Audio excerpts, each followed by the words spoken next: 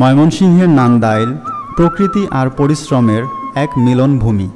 এই নদী পাড়ের মানুষরা শত বছর ধরে জাল ফেলে জীবিকা খুঁজে নেয় মাছের গন্ধে। এইখানেই জন্ম এক অনন্য ঐতিহ্যের হাসুমিয়ার চেপা শুটকি। হাসুমিয়া বয়স ৭০ ছুঁই ছুঁই, কিন্তু প্রাণ ভরে কাজ করেন এখনও।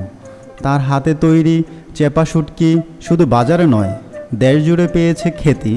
তিনি বলেন, আচ্ছা, এই যে আপনি যে চেপা শুটকিটা যে তৈরি করেন, এটা তো তাহলে লবণ ইউজ করেন না, শুধু না লবণ ছাড়া।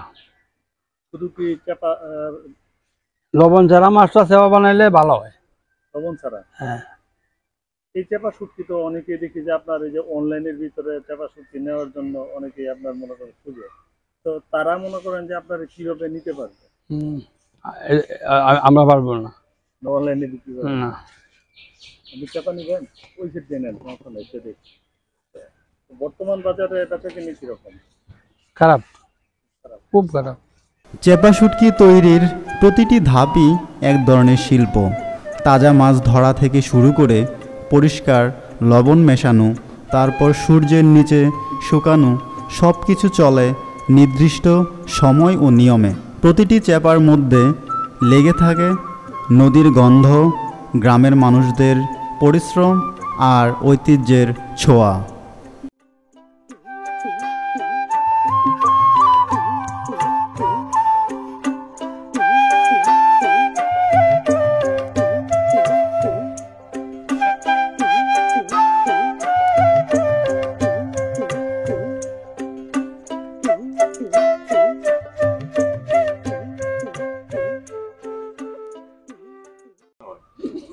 আচ্ছা ভাই, কত কেজি?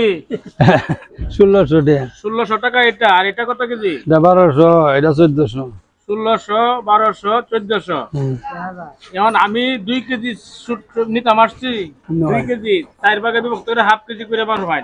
অন্তত দরটা কমায় নেন যে না, এটা 2 কেজি দেন। এটা 2 কেজি 1600 টাকা একটু কমায় নেওয়া। আমি তোরা ভিত্তি আইছি তো, এলে তো বাড়তি বাড়াইছি না আমরা। এই মতো ভিত্তি আইছি, করে তেল খরচ করেছি, তেলের টাকা তো দেওয়ার লাগবো। আর হাসুমিয়ার এই চেপা শুটকি শুধু একটা পণ্য নয়, এটা নান্দাইলের অর্থনীতির অংশ। স্থানীয় বহু পরিবার জীবিকা পায় এর মাধ্যমে। রোদে পোড়া চেপার গন্ধে যে গল্প জড়িয়ে আছে তা হচ্ছে গ্রামের ঘাম আর হাসির গল্প। সময় বদলাচ্ছে, নতুন বাজার আসছে, কিন্তু হাসুমিয়ার হাতে এখনও পুরনো সেই কায়দায় শুকানো হয় চেপা শুটকি। তিনি যেন এক জীবন্ত ঐতিহ্য, যিনি শেখাচ্ছেন ভালোবাসা দিয়ে কড়া কাজের গন্ধ কখনো হারায় না। প্রিয় ভিউয়ার্স, কেমন লাগলো আজকে আমাদের এই প্রতিবেদনটি? অবশ্যই আমাদের এই চ্যানেলটিকে লাইক, সাবস্ক্রাইব এবং কমেন্টস করতে ভুলবেন না।